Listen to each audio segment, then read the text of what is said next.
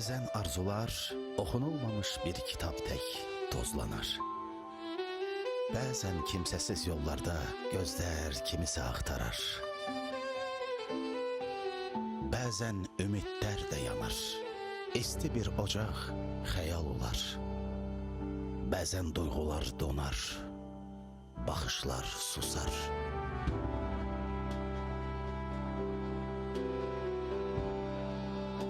Ancaq bir toxunuş qaranlığı işıqlandırar. Bir kitaba, həyata yeni bir səhifə açılar. Bir əl uzanar, yeni bir dostluqlara aparar. Bir açar yalnız bir qapını yox, xoşbəxtliyin yolunu açar. Birlikdə olduğumuzda hər qaranlıq rəngə çevrilir. Sizin dəstəyinizlə təsir dairəmiz böyüyür və həyat dəyişir. Təsir dairəsi həftə içi hər gün Xəzərdə. Türkmenistan Şamaxı 2 istiqamətdə Zümrüdün axtarışına başlandı. 35 ilin axtarışı ilə bağlı kimlər danışdı? Biz gedirik Zümrüdü arayacağız. Görək hətta özü kömək olsun. Birazdan Qəfil nəsə deyib qışqırmağa başladı və qapını dərhal üzümüzə bağladı. Aybəniz bacısının itkin düşməsi ilə bağlı nələri bilir? Danışılan heç nəyə inanmıram. 35 il əvvəl hansı hadisə Zümrüdü ailəsindən ayırdı? Görüntülər verəcəm. Hər kəsin şübhələndiyi Aybəniz Lalə Azərtaşa nələr danışdı? Sən demə, bu hələ filmin başlanğıcıdır. birazdan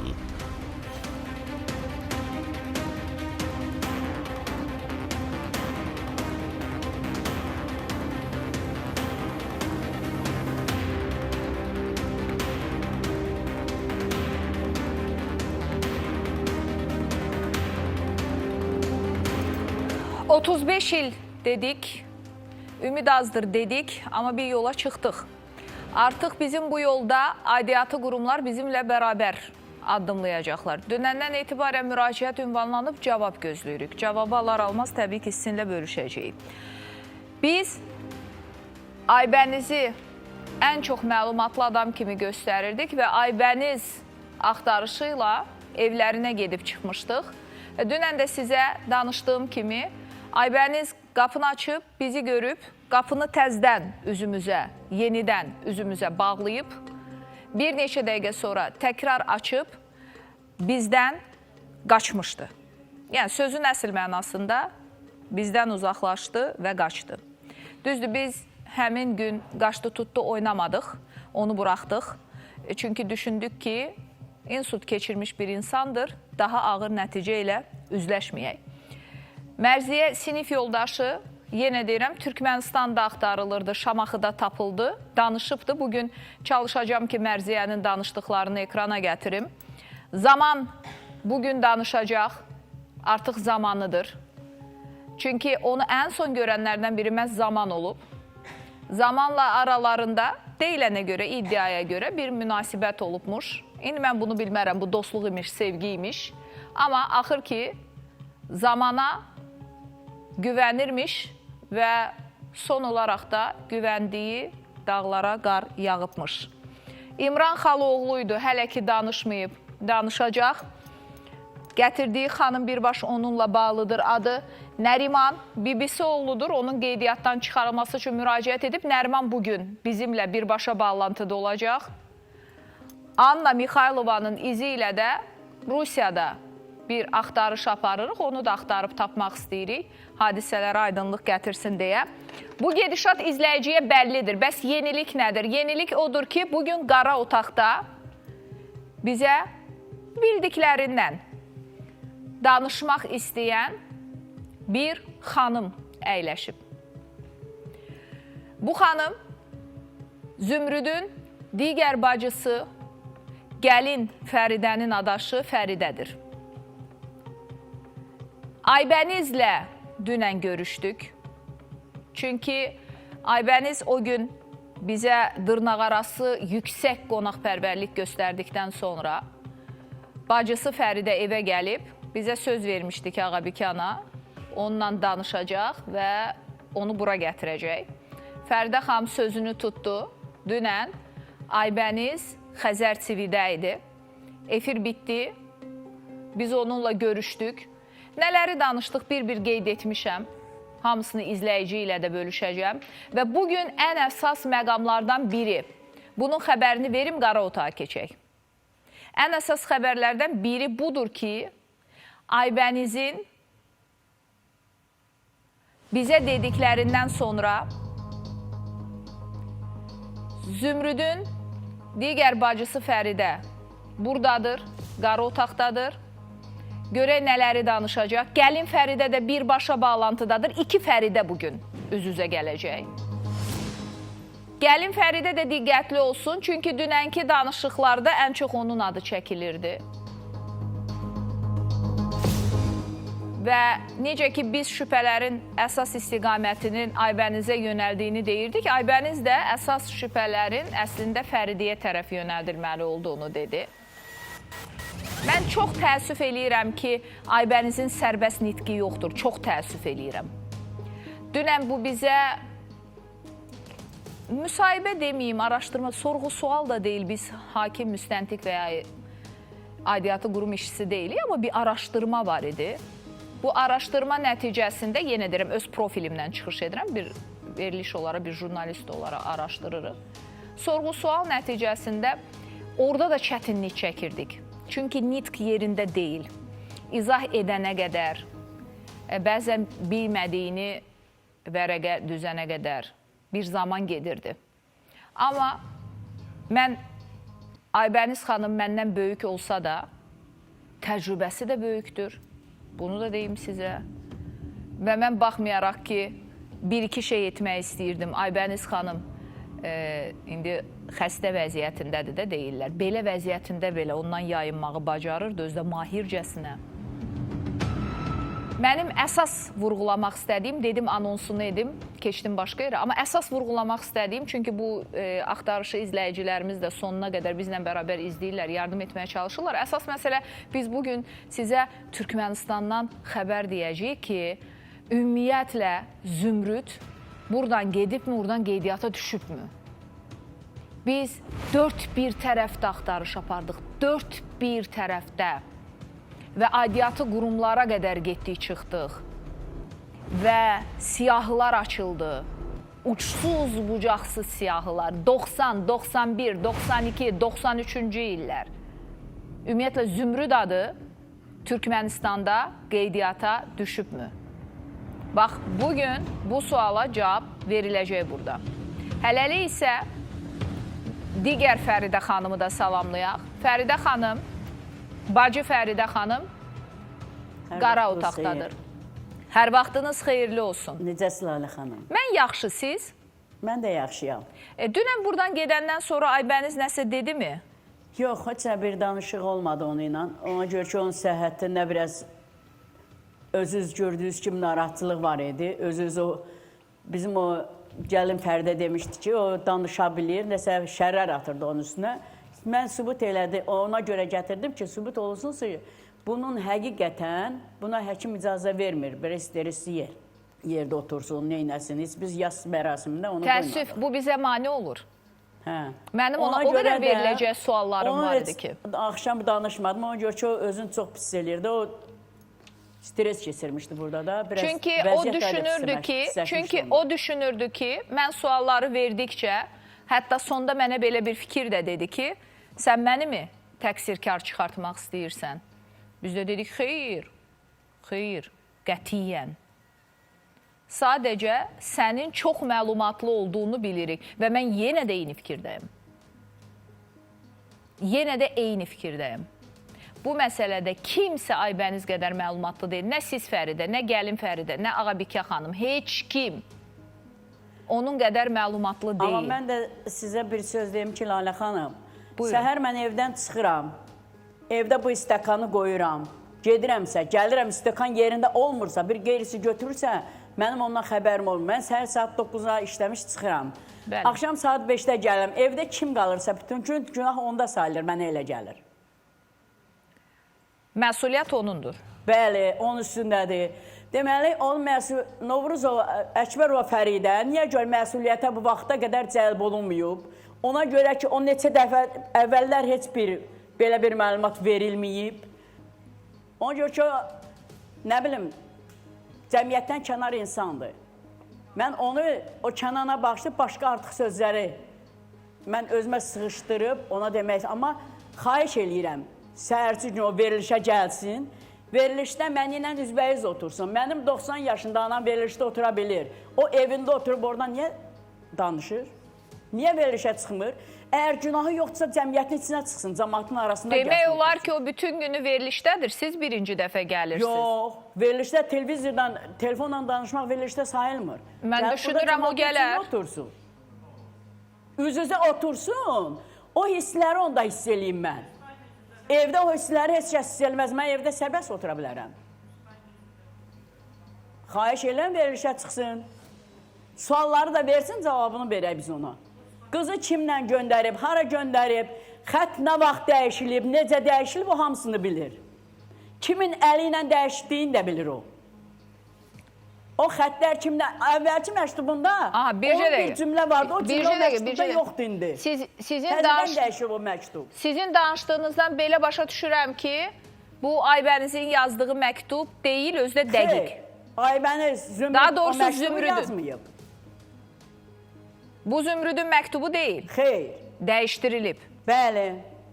Mən pərdə arxasında orada sizə demişdim ki, kiminlə əlaqədar o məktub getmişdi, yoxlamaya getmişdi. Ekspertizə. Və bizə nə cavab gəldi ki, bu xətt onun deyil.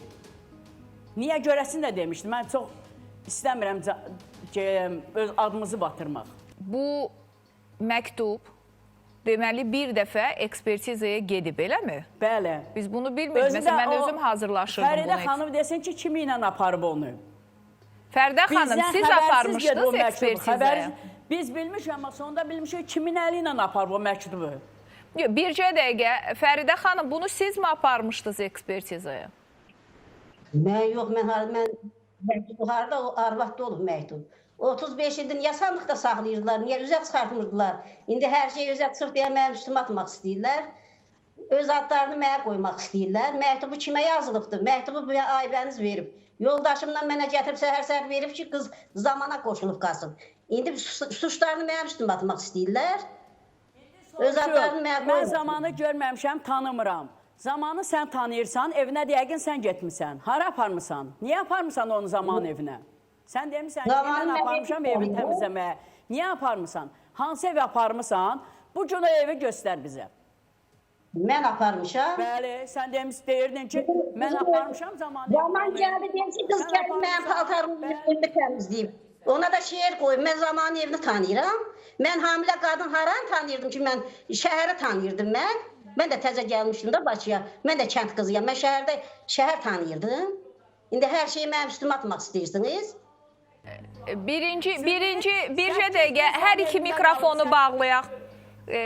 Hər iki Fəridənin mikrofonunu bağlayaq. Birinci, bir daha xəbərdarlıq edirəm. Bizi yaşından, başından asılı olmayaraq tamaşaçılar izləyir. Hələ böyük nənə-babalar izləyir, yaşda böyük olanlar.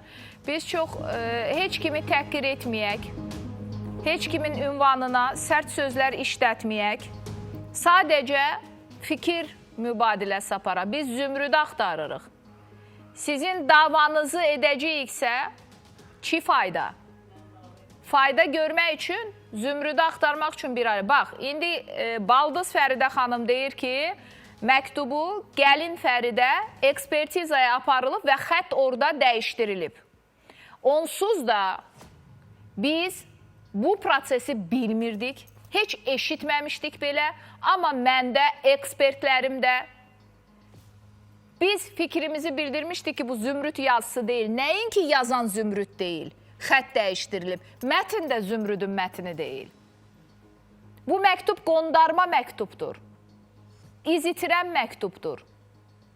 Yol dəyişən məktubdur. İstiqamət fırladır. Özdə 360 dərəcə. Bu məktub yalandır, saxtadır başdan ayağa. Amma kimin nəyinə lazım olub bu saxta məktubu yazmaq? Kim nəyin üstünü örtmək istəyir, ört-bastır eləmək üçün bu məktubu yazıb?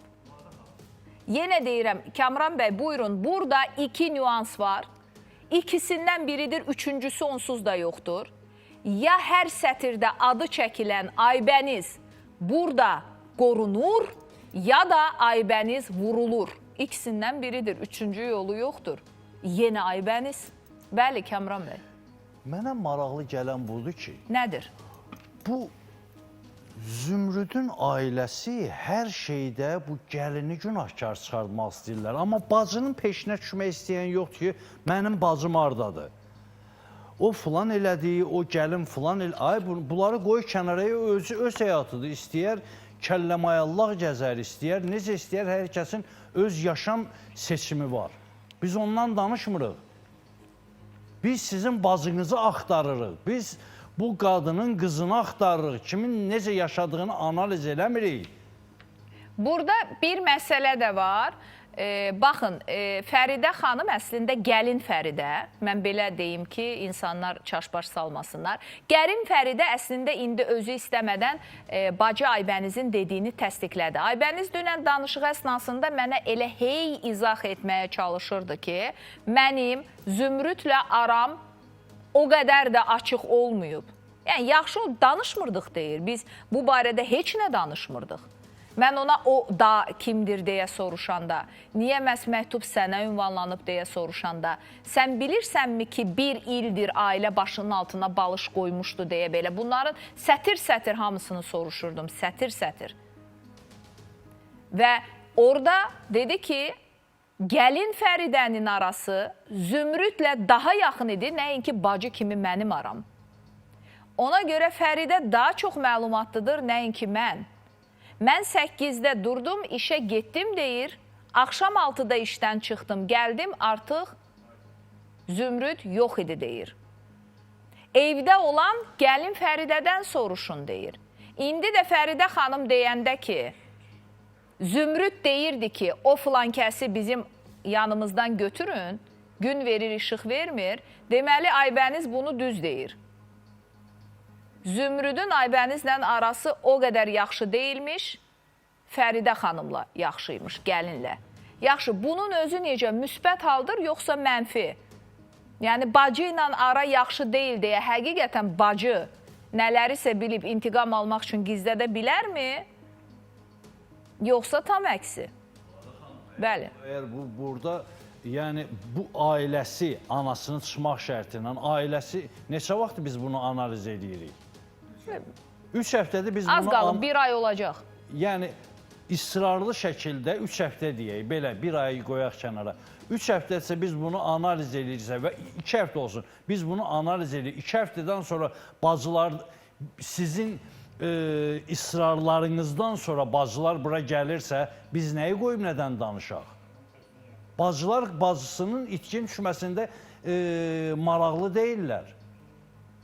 Və əgər burada cinayət varsa, əgər burada bir itki varsa, itkinin kim tərəfindən baş verməsinin tapılmasında da israr deyirlər. Amma niyəsə görə ana başda olmaq şərti ilə hamı düşüb gəlinin üstünə.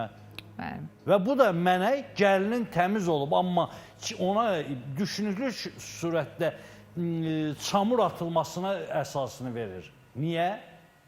Niyə siz gəlini çirkləmək istəyirsiniz? Gəlin bacını axtaraq, gəlin Zümrüdü axtaraq tapaq. Gəlini çirkləmək istəmdir. İstəyirsiniz xanım. Gəlinin ürəyində çirk yoxdursa, mən bunu dəqiq şəkildə görürəm, anam. Gəlin gəlsin, onun baldızı tipdir. Yoldaşının bacısı tip gəlsin, otursun burada tərəfkeşlik lazım deyil. Anam, qurban sənə. Bəli, başa düşürəm hər şeyi. Ana, anadır. Siz bura gəldiyiniz gündən gəlin yazıq, bax, gəlib 2 saat, 3 saat canlı yayında orada telefonun qabağında dayanıb gözləyir.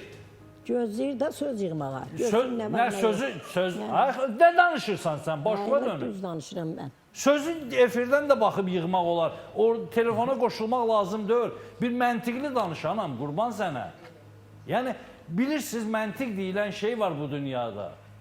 Mən pis demirəm, gəlsin, otursun. Biraz məntiqli danışın. Yox, bu indi Kəmran Yunusun fikridir, fərdidir. Adam deyə bilər, mən onda hər gün sizin tərəfinizi tuturam. O belədir ki, mən tərəfkeşəm. Gəl otur da burada. Gələr, heç mən Fəridə dünən gəl demişəm. Gəl desəydik o gündən bəlkə də gəlmişdindi. Niyə gəlməsin ki?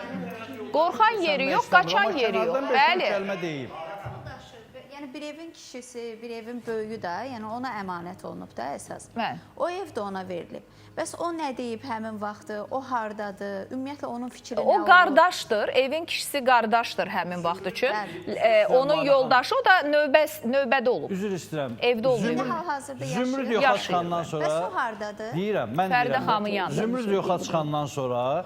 Qardaş oraya gedib, buraya gedib, axırda gəlib Aybənizi tutsun ki, Aybəniz haradadır bu? Aybəniz qaçıb Türkiyəyə. Bir də 2 ildən sonra gəlib, qaçıb gedib. Onu indi belə deyilir, bizim hələ ki, bəli. 2 ildən sonra gəlib. Mən bilirsiniz, mən bir qısa təsir dairəsi tarixində baş vermiş və bizim üçün ən maraqlı axtarışlardan birinin qısa xatırlatmasını edim. Bir gün, bunu daim izləyicilərimiz biləcək, efirdən bizi daim izləyənlər də biləcək. Bir gün Qəbələdən bir qaynana gəlir, oturur burada, bəli, xatırladınız. Gəlir, oturur burada, mənə deyir ki, qızım, evimin içində başıma oyun açırlar. Ay ana, necə yəni evinin içində? Evimin içində güzgüyə bir şeylər yazırlar. Evimin içində mürəbbənin içinə dərman atırlar. Tamam deyirəm, o zaman evin içini axtar. Yox dedi, bu evin içi deyil. Kimsə girir, çıxır. Yaxşı dedim, kamera qoyaq. Qoymuşuq dedi, o girib çıxanda kamera söndürülür necəsə. Allah Allah.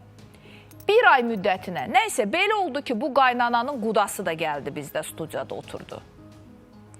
2 quda birləşmişik.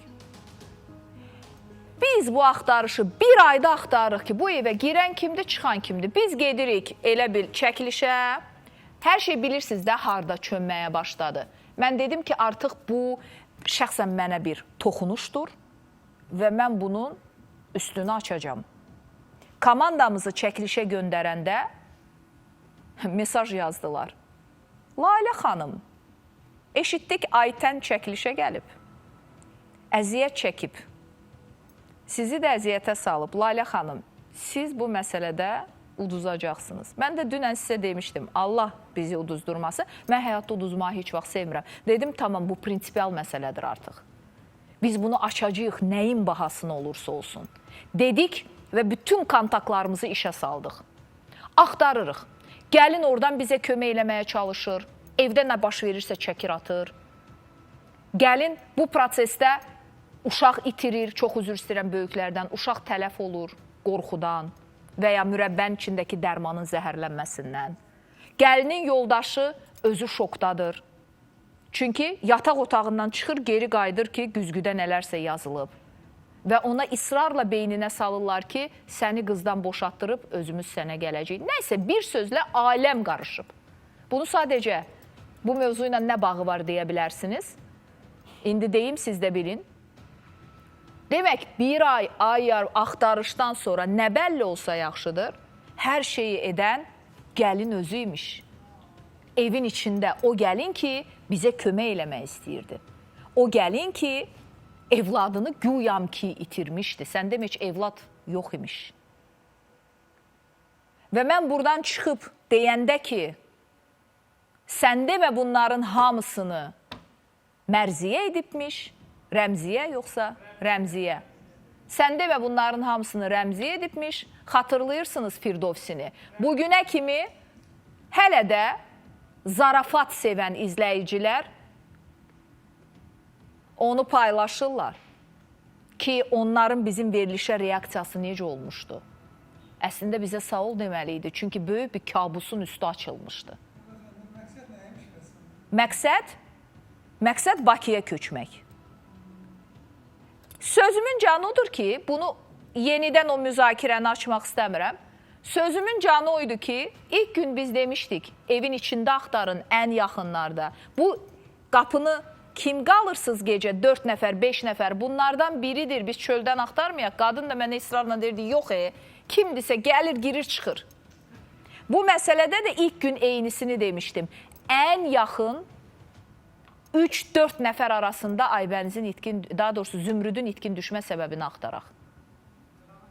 Aybənizdən yapışaq, gəlindən yapışaq, o biri bacılardan yapışaq, Nərimandan yapışaq, İmrandan yapışaq, bunlardan yapışaq.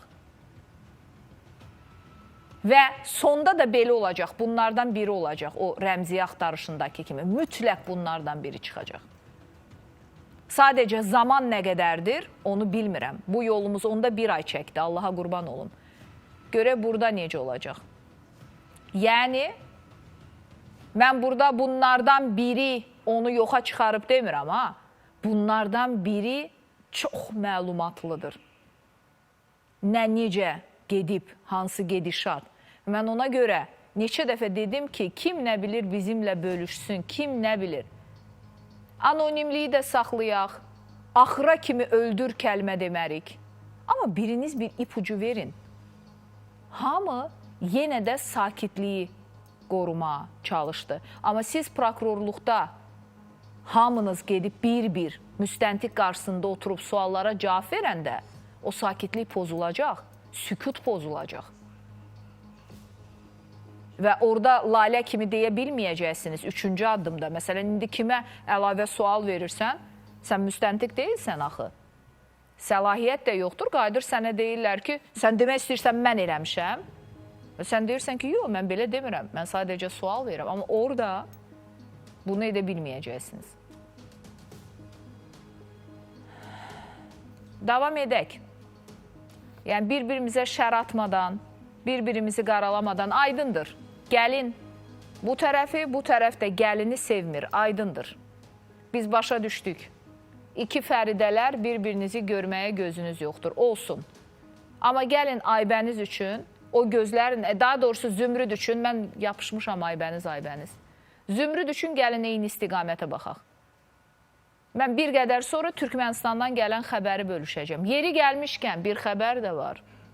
Bunu da deyim, izləyicilərimiz gözləsin, çünki bir qədər sonra bu bağlantını həyata keçirəcəm. Dünən bir Türkmenistanda olan qadını verdiyi bacısını axtarırdı. Natella, bacımın adıdır. Deyəsən Kərim yoldaşının adıdır. Nailə, bəli, Kazım idi, səhv etmirəmsə. Natella və Kazım bəy, evlatları da Turacla Çinar idi, səhv etmirəmsə. Bax, həmin bu Nailənin bacısı Natella və yoldaşı Kazımı tapmışıq. Çox qısa müddət ərzində onlar da sən demə illərdir onlardan xəbərsiz imiş, axtarırmışlar. Burada Ağabikə xanım savaba batdı. Öz qızını axtararkən böyük bir ayrılığa son qoydu. Allah onun da qızı ilə bağlı olan həsrətinə son qoysun. Bir xəbər olsun və ana nəhayət ki, rahat həyatını davam etdirsin.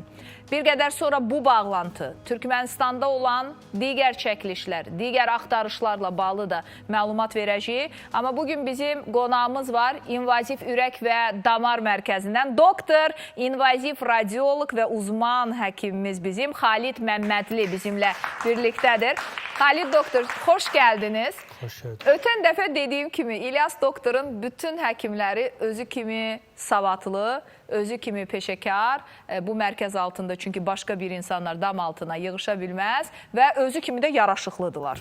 Bunu da xüsusi vurğulamaq istəyirəm. Həkimimə deyirəm ki, özünə bənzəyən həkimləri yığmısan yanına. Və mən bir neçə dəfə getdim, sizlə də orada görüşdük, İnvaziv Ürək və Damar Mərkəzinə.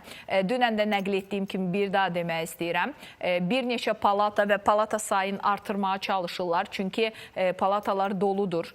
İnsanlar əməliyyat olunur və yer çatmır. Niyə? Çünki ilk dəfədir belə bir fürsət var.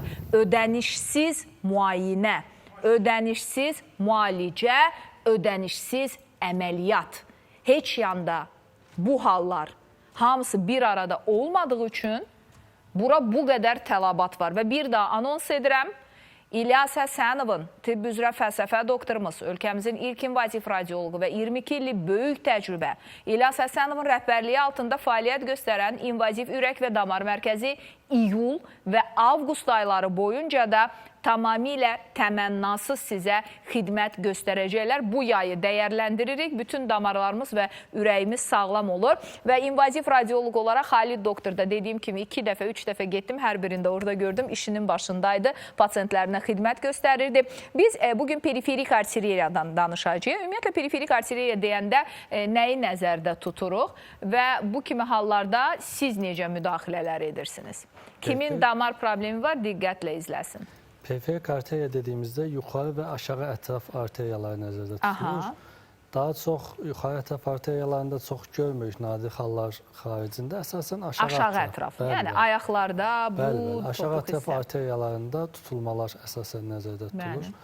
Aşağı ətraf arteriyaları hansı şərtlər altında daha çox tutula bilir? Əsasən biz görürük bunu diabetik xəstələrdə. Diabetik. Bəli. Şəkər xəstələrində insidans dediyimiz, yəni diabetik xəstələrdə illik 100 mində hardasa 100-120 kimi bir periferik arteriya xəstəliyi insidansı var. Yəni yeni xəstəliyin ortaya çıxmağı var. Hər 100 min nəfərdə 100 nəfər və 120 nəfər arasında. Periferik arteriya xəstəliklərinin risk faktorları arasında özəlliklə Azərbaycan xalqında kişilərin daha çox istifadə etdiyi siqaret çox böyük rol oynayır. Periferik arteriya xəstəliyinin əlamətlərindən mən sizə danışmaq istəyirəm. Buyurun. Ən sıx görünən əlamət zaman ilərlədikcə daha çox artan yerimə zamanı yorğunluq və ağrılardır. Xəstə gəlir, deyir, məsəl üçün 3-4 ay əvvəl 1 kilometr gəzə bilirdim, artıq 500 metrdən sonra dayanmalı oluram. Budda və baldır ayaqlara bir ağırlıq çökür, eləmi? Bəli. Budda və baldır nahiyəsində sanki belə bir şey sıxırmış kimi sıxılma olur və xəstə məcbur olur ki, dayansın, istirahət etsin, sonrasında ağrı azalır və yenidən hərəkətə davam edə bilir.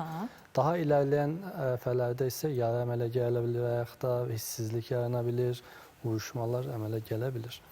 Bu tip biz Doppler müayinəsi edərək damarlarda olan problemlərin nə olduğunu aşkarlayırıq.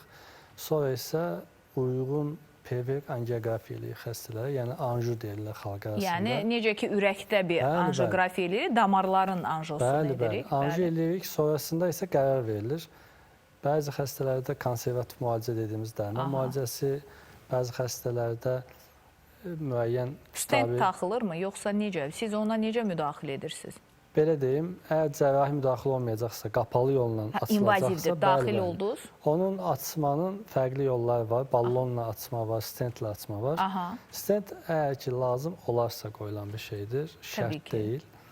Biz ürək damar mərkəzində tamamilə sizin də dediyiniz kimi ödənişsiz bir formada bu qapalı yolla, endovaskülər dediyimiz qapalı yolla damarların açılmasını icra edirik.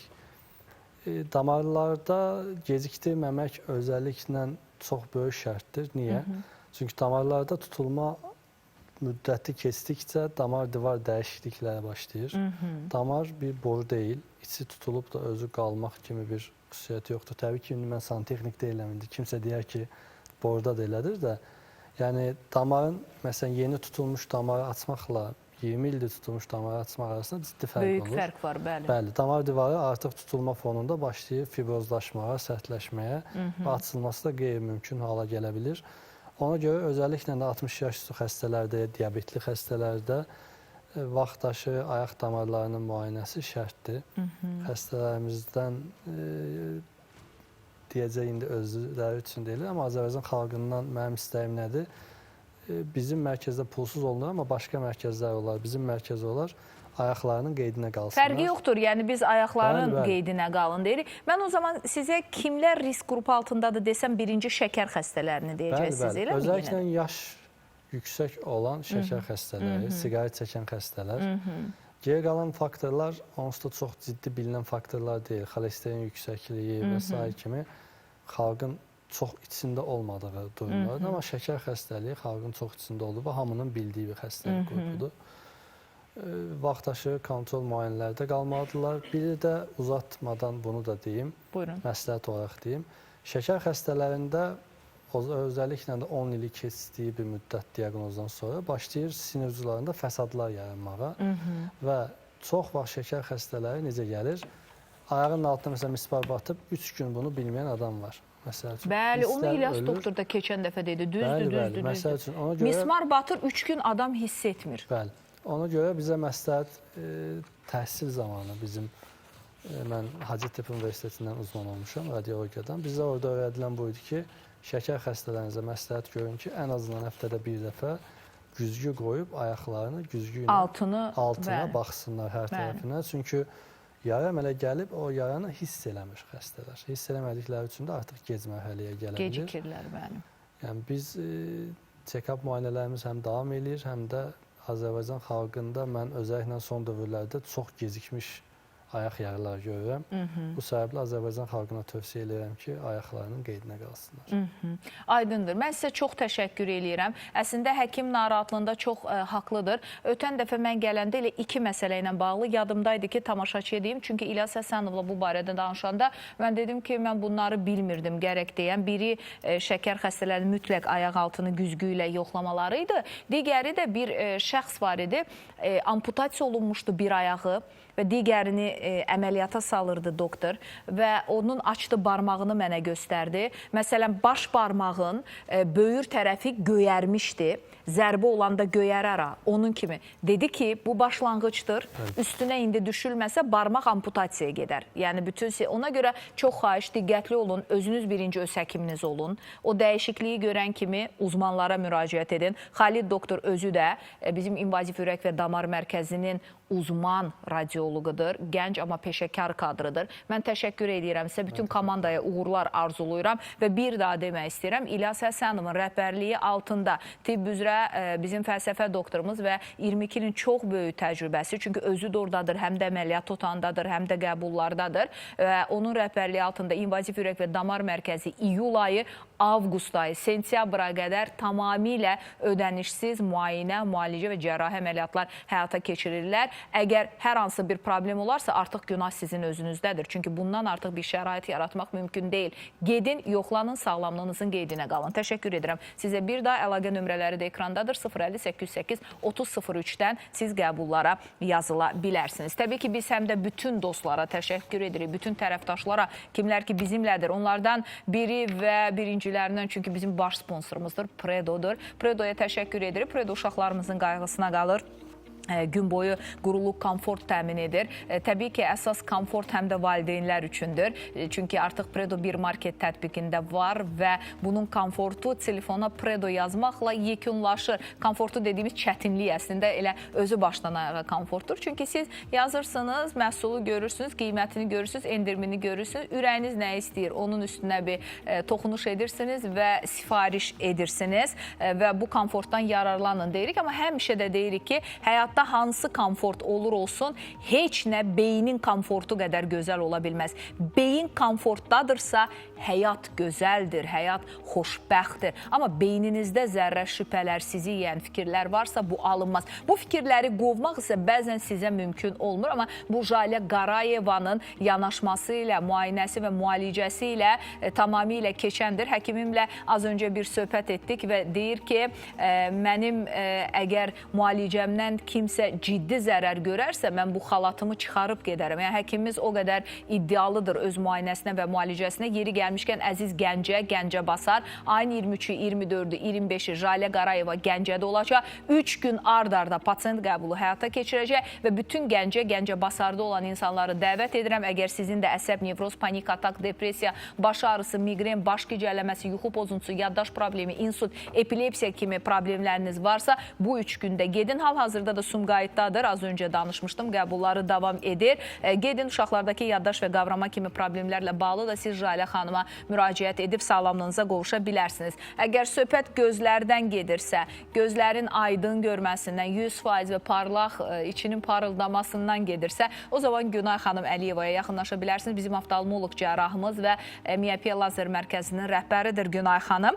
Uşaqlar, gənclər, böyüklər üçün ən son texnologiyalarla gecə linzaları, lazer əməliyyatı və ağıllı linzalar aksiyaları tətbiq edir. Məqsəd hər kəsi eynəkdən azad etmək, sağlam və aydın görməni təmin etməkdir. Və biz aksiyalarımıza keçid alırıq. Həkimlərimiz nə zaman harda olacaqlar? Hər zaman deyirəm, son zamanlar ən çox soruşulan adlardan biri məhz Nəzir Rızalıdır. Çünki Nəzir Rızalı ilə uşaqlar biraz çətin, biraz belə deyim, bax bu hovuzda belə çırpına-çırpına, bəzən ağlaya-ağlaya, çünki ilk gələndə çətin olur, amma sonu sevinç gözyaşı ilə olan, bəhrəli olan, bərəkətli olan bir yol gedirlər və nəticə itibarilə serebral iflic uşaqlar gəzməyə başlayırlar. Paraliç keçirən insanlar hərəkətlərini bərpa etmiş olurlar və buradan həm də disk yırtığı, yəni qrijaları olan istər boyunda, istər beldə insanlara müraciət edirəm. Nəzir Rızalı 25 iyul tarixində Gəncəyə gələcək. 26 iyulda Lənkəranda olacaq, 31 iyulda Mingəçevirdə olacaq. Hər həftənin 5-ci günləri Sumqayıtda,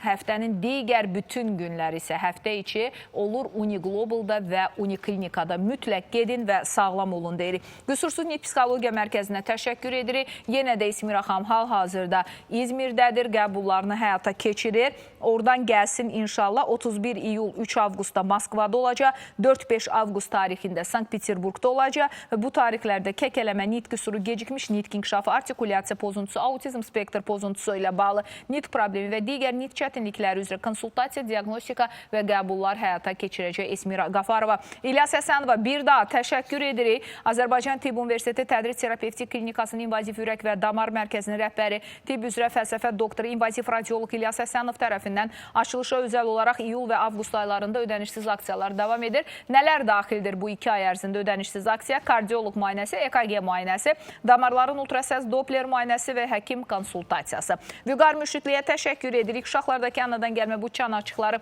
ortopedik əməliyyat, yastı pəncəli, əyri pəncəli, endoprotezlərlə bağlı siz Bakıya gələ bilməyəcəyiniz təqdirdə travmatoloq ortopedimiz özü bölgə səfərlərini həyata keçirir və növbəti səfər 25 iyulda Gəncədə baş tutacaq. Kənan Qarayevə də təşəkkür edirik. Uşaqların pediatr həkimləridir.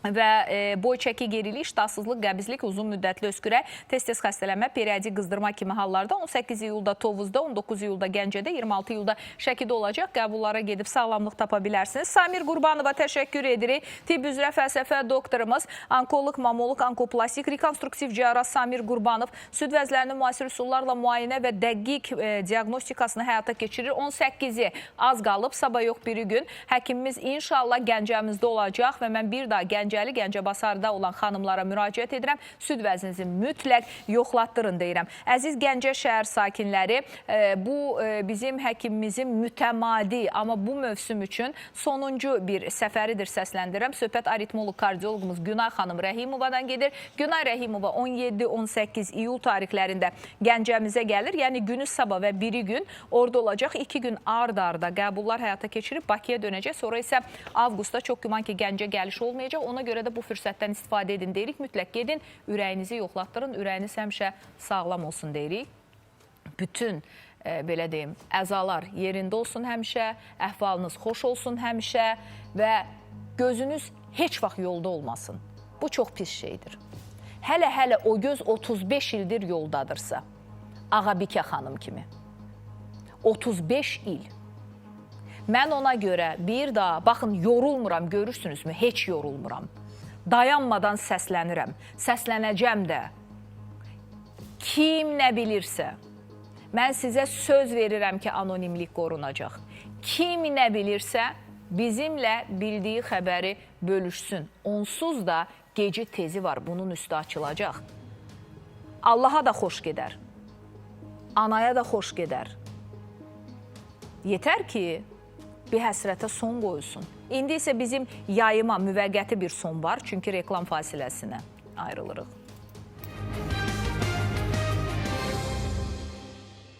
Qəfil nəsə deyib qışqırmağa başladı və qapını dərhal üzümüzə bağladı. Aybəniz bacısının itkin düşməsi ilə bağlı nələri bilir? Danışılan heç nəyə inanmıram. 35 il əvvəl hansı hadisə Zümrüdü ailəsindən ayırdı? Görüntülər verəcəm. Hər kəsin şübhələndiyi Aybəniz Lalə Azərtaşa nələr danışdı? Sən demə, bu hələ filmin başlanğıcıdır. birazdan.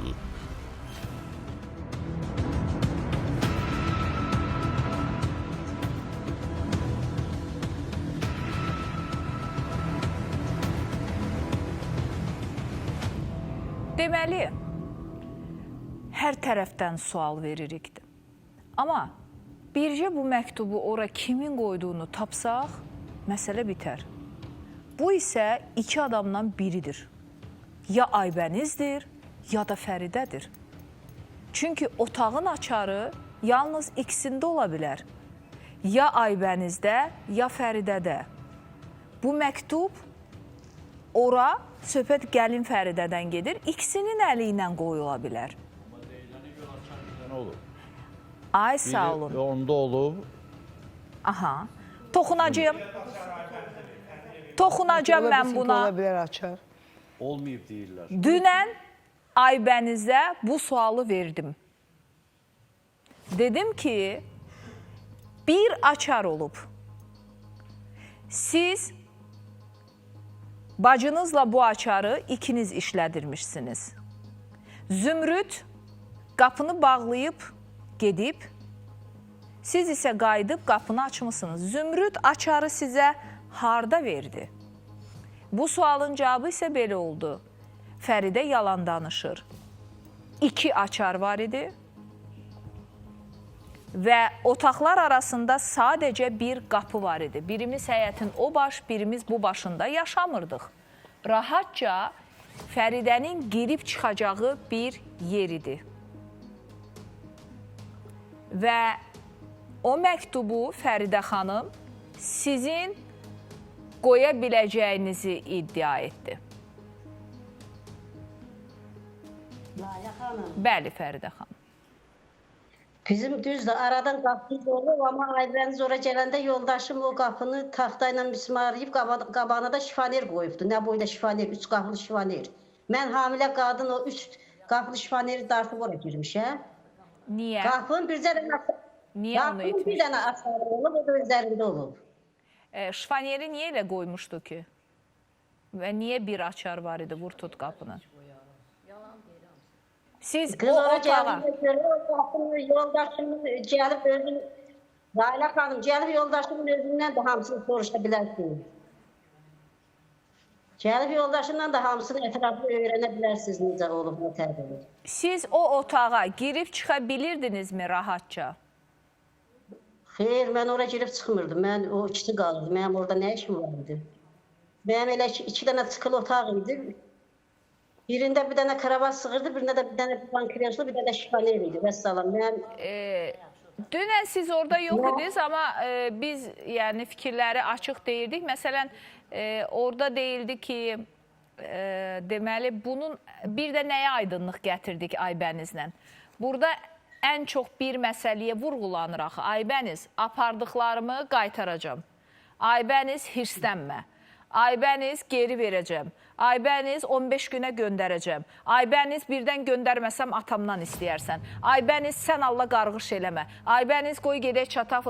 Aybəniz, Aybəniz, Aybəniz. Bu məsələ ilə bağlı sən Allah əsəbləşmə.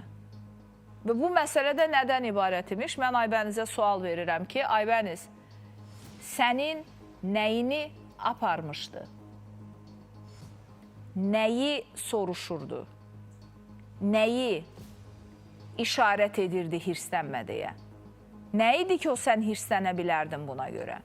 Və o zaman yazdı ki, $50 və bizə izah etməyə çalışdı ki, sırıqlı, xət-xət, cızıqlı bir ətək. Yəni, bir ətək və $50 imiş. Bu qədər Aybəniz yazılmasına səbəb.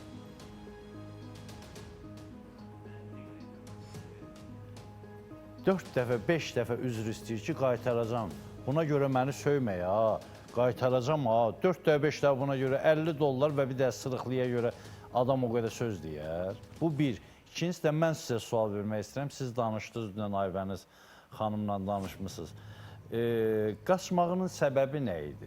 Soruşdum. Soruşdum ki, sən Hövlan niyə şkafını qaçdın? bağlamağı, sonra açıb da qaçmağın səbəbi nə imiş? Soruşdum ki, sən niyə bizi görüb qaçdın? Gözləmirdim, dedi. Gözləmirdin, otağa girəydin, otağa bağlayardın. Niyə qaçdın? Və izah etməyə çalışdı ki, xəstəliyi ilə bağlıdır. Bir panika yaşayıb. Təbii ki, yenə deyirəm, dünən bəzi şeylərə biz inanmış kimi davrandıq, çünki ardı bizə lazım idi. Və mən belə olan yerdə haqlı olaraq Aybənizə bir sual verdim. Çünki Aybənizin iddiası məktubun gəlin Fəridənin yazmasıydı. Dedim, yaxşı. Əgər bu məktubu gəlin Fəridə yazıbsa, Fəridə hardan bilir ki, o 50 dollar və bir yubka aparıb, bunu bu qədər burada qeyd edib? Fəridə onlardan bilsin, Fəridə o evə girə də bilmir. Onda dedi ki, Fəridə rahatça girirdi də, çıxırdı da, nəyisə götürdüyünü, hətta mən Aybənizin danışığından belə başa düşdüm ki, hətta. Qoy görək, Fəridə xanım getdi. Fəridə xanımla danışırdım, hara getdi bilmirəm. Canlı yayımdır, bax, belə şeylər olur. Fəridə xanım, işiniz vacib deyilsə geri dönün, cümləmi bitirim. Sual verə bilərsiniz, Leyla xanım. Bitirim bunu, siz deyin fikrinizi. Bax, fikrim yayındı. Mən nəsə deyim. Nədən danışacaqdım mən? Nəyəsə toxunmaq istəyirdim. Fikrim yayındı. Leyla xanım. Bəli. Leyla xanım. Bəli, bəli. Bəs həmin günü deyir, mən səhər geyib axşam gələm. Həmin qız itən günüsü. O saat Yadıma düşdü. Bir dəqiqə, xahiş edirəm, sonra yenə yadımdan çıxacaq. Bircə dəqiqə. Hətta mən Aybənizin danışığından belə bir iddia ilə rastlaşdım ki, mən ona sual verdim ki, məktubu Aybəniz adıyla yazan gəlin Fəridədirsə, Fəridə hardan bilir ki, 50 dollar və cızıqlı yubka yoxdur, sırıqlı mı, cızıqlı mı? Hardan bildi Aybəniz? Fəridə gəlin hardan bildi? Belə deyəndə 2-3 dəfə cavab bu oldu. Elə dollarla yubqanı da, yəni ətəyi də ola bilər ki, gəlin Fəridə özü götürüb deyə məktubda onları qeyd edib. Çünki bir neçə ay qabaq da həmin evdən mənim qızıllarım oğranmışdı və sözü gedən həmin o oğurluqla bağlı, o milis Tofiqdə, onunla bağlı yaxınlaşmışdı. Düzdür, o milis Tofiqlə bağlı Aybənizin danışığında bir-iki nüansı tutdum. İndi hamısını birdən deyə bilmirəm, bir-bir deyəcəm. Yəqin ki, Baldız Fəridə xanım da bunu təsdiqləyə bilər, bu oğurluq məsələsi olubsa. Bacı Fəridə xanım. Eləmi Fəridə xanım? Bəli. Danışa bilərəm, icazə verirsiniz. Əlbəttə. Siz əslində bax, neçə vaxtı buradaydınız? Kaş ki elə hər gün ananı gətirən sizsiz. Lalə xanım. Nə qədər buradasınız, gəlin oturub danışın, bəli. Onlar bir dənə Kamran müəllimin dediyi suala bir cavab verim mən. Onlar niyə olmur ki? Birinci, Kamran müəllimə mənim böyük hörmətim var, həm filmlərdən, həm də həyatda burada gördüyümdə. Çox gözəl kinolarına da baxırıq onun, sevilən insandır. Lap yaxşı. İkinci də mənim o qardaş adı deyəndə bizə o qardaş yaxın durmuyub. Bunu anam da təsdiq eləyər. Gəlin özə təsdiq eləyə bilər. Evimizə dəfələrlə oğurluq olub. Onların üstündə çıxıb. Qardaş dediyim, mənim qardaşım yoxdur. Aybənizin də qardaşı yoxdur. Bizim qardaşımız yoxdur. Ona görə yoxdur ki, birinci, Zümrüd gedən vaxtlar o heç vaxt Aybənizə yaxınlaşmayıb, heç nə deməyib. Aybəniz ondan 10 il sonra Türkiyə ailə qurub. Bir sual verəcəm burada. Qardaşınız əvvələ qədər, daha doğrusu əvvəllər də, yəni Fəridə gəlin evə gələnə qədər də sizə qarşı belə idi, yoxsa Fəridə gəlin gəldi, qardaşı sizdən aldı, indi loru dildə desəm?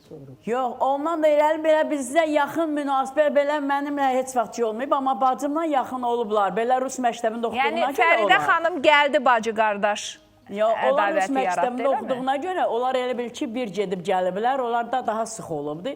Amma Aybənizdən heç vaxt heç nə soruşmayıb, heç nə deməyib. Aybəniz isə 10 ildən sonra Türkiyədə ailə qurub. Amma hər il Aybəniz Azərbaycana gəlirdi, özü də gəlirdi, həmən həyətə gəlirdi. Gələndə də onun evinə gedirdi. Onu ilə qardaşım deyib yapışırdı. Bir halda ki, o Fəridə xanım bizim evdən qızıllar oğuramışdı. Bizim evdə dəfələrlə oğuruq olmuşdu. Ona baxmayaraq, daha xırda oğuruqlar demirəm, anamın cibinə, atamın cibinə, o evdə yatanda girdiyib götürdüklərini demirəm. Anam təsdiq elə bilər ki, yatdığı yerdə onun cibindən, yoldaşı da onu tutub əlində tutmuşdu ki, sən anamın cibindən yatdığı yerdə pul niyə oğuramsan? Şirvan vaxtında. Mən onu da desin ki, yalan deyirsən. Yoldaşı çıxsın desin ki, yalan deyirsən. Plus, indi bizi maraqlandıran Zümrüddə onun oğruqları getsin o tərəfə. Zümrüddə gələndəsə, onun evindən gedib. Mən indi nə bilirsə də o bilir. Bizdə, bacılar arasında, mənim şeylərim, heç vaxt bir-birimizlə başqa söhbətlər eləməmişik. Birimizin arasında pərdə olub, gizli söhbətlərimiz olmayıb bizim. Heç vaxt olmayıb ki, mənim gizli söhbətim var, oturum onunla danışım, onun gizli sözü var mənə desin, bizə belə bir şey olmayıb. Nəsə sual verirsiniz, verə bilərsiniz, bəzən mən unutdum nəyə cavab verəcəm. Deməli, gəlinlə Zümrüdün ortaq sirləri də varmış, münasibətlər. Yaxşı, gəlin pisdirsə, oğurluq eləyəndirsə, Zümrüd niyə dostluq edir ki onunla? O Zümrüd bir həftəlik gəlmişdi kətdən. Olsun, bir həftəlik gəlmişdi, bir həftədən sonra da yoxa çıxmışdı. Plus, onun yoldaşına da demişdi ki, mən evə gedirəm. Bunu onun özü təsdiq eləmişdi ki, Zümrüd deyirdi ki, mən tez-tez mən evə getmək istəyirəm. Onlar da demişdilər ki, qalcıyla anon gələr, sonra gedərsən. Yaxşı, burada gəldi, bir həftə qaldı. Amma adam bir il qabaq qeydiyyatdan çıxıb. O qeydiyyatdan necə çıxıb da? Tapşırıqla, minnətlə, xahişlə, izzətlə, özü də olmadan adam qeydiyyatdan çıxıbdı. Bunu da mı Fəridə Bakıda otura-otura elətdirib gəlin Fəridə? Orada ola bilər. Çünki onlar qaçqı... Lalə xanım. Lalə xanım bir dənə olar. Yox, mən deyirəm gəlin çıxartdırıb Şamaxıdan. Lalə xanım, indi bir dənə də söz verim də sizə. Onlar gələndə bizim kəndə köşkün qaçqın kimi gəliblər, o Rus kəndinə. Olsun, ola bilər, o vaxt biz yaşamışıq. O bizim kənd Sovetindən onlar yaxın olublar. Ailə kimi olublar. 88-də bizim qardaşıma qoşulub gəlib o. Qaçıb gəlib bizim evə. 2 ay kətdə qalandan sonra biz Bakıdan ona ev almışıq. Ondan sonra anamla, atamla onun münasibəti kəsilib. Kəndə getməyiblər. Deyib ki, mən kətdən çıxmışam, qutardı. Amma alanda evi deyiblər ki, biz qışı burada, yay kətdə olacaq. Fəridə xanım, sizin sözdən belə çıxır ki, Zümrüd gəlinlə birgə plan qrup qaçıb, eləmi? Plan qurmayıb, bəlkə də o satılıbdır. Bəlkə də onun əli ilə öldürülübdür. Bəlkə harasa verib söz çıxmasın deyəndə özü öldürtdürüb onu. O da ola bilər, həyatdır. İnsan çüy-süd əvib. Baxın, çox ağır iddialardır, çox. Eynisin, necə Vəfa xanım, bircə dəqiqə ana, çox üzr. Elə onda niyə bunu danışmayıblar? Bir də ki, keçən dəfə anamız dedi ki, Zümrüd yoxa çıxandan sonra digər bacısı o gəlinin evində yaşadı. Belə ittiham olunan gəlinin evinə ikinci bir övladı necə göndərilə bilər? Onun evində, ay xanım, sizin suala cavab verim. Buyurun. Onun evində kirayəşin kimi qalıb. 20 şirvan verib kirayədə qalıb onun evində. Amma qorxmamışsınız ki, bu hal təkrarlana bilər? Yox, o böyük bacım qalıb onu. Aybəniz onun evində kirayəşin kimi qalıb. Bir il kimi onun evində kirayəşin kimi qalıb. O evin qiymətini qaldırıb 100 dollara qaldıranda bacım deyib ki, mən özüm gelib 100 dollara başqa yerdə bildim Fəridə xanım. İzdaniyada qalaram. Həmən olandan sonra da köçüb Fəridə xanım, amma məntiqli olaraq, misal üçün məntiqli olaraq 20 şirvanı digər evdə də qalmaq olardı. Əgər mən bir xanımdan, bir qadından, fərq etməz, bir insandan qorxuramsa, o bir insanın həyatını təhlükəyə atıb və yaxud zələr yetirib, insan gedib bu evdə qalarmı? 20 şirvan olmasın, olsun 10 şirvan. Yəni biraz hanım, o dediyinizdə... Ev onun evi deyildi. O üzbəyiz həyat idi. Üzbəyiz, o evdə mənim idi. Başa düşdüm. Sizin evinizə, üzr istəyəm Kamran bəy, sizin evinizə 20... Bacımız sizin evinizə 20 şirvan verirdi.